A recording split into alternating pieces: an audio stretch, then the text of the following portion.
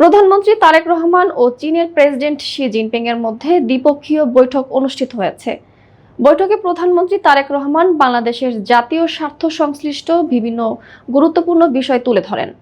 এ সময় যোগাযোগ ও অর্থনীতির ব্যাপ্তি বাড়াতে বাংলাদেশ থেকে মিয়ানমার হয়ে চীন পর্যন্ত একটি অর্থনৈতিক করিডোর করার প্রস্তাব দিয়েছে বেইজিং।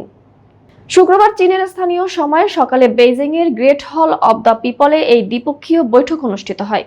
বৈঠকের পর এক ব্রিফিংয়ে প্রধানমন্ত্রীর কার্যালয়ের মুখপাত্র মাহাদি আমিন বলেন, এই ইকোনমিক করিডোরের মূল উদ্দেশ্য হচ্ছে বাংলাদেশের অর্থনীতি ব্যাপ্তি বাড়ানো, ট্রানজ্যাকশন বাড়ানো এবং মাল্টি মডারেল ট্রান্সপোর্টকে আরও এগিয়ে নিয়ে যাওয়া।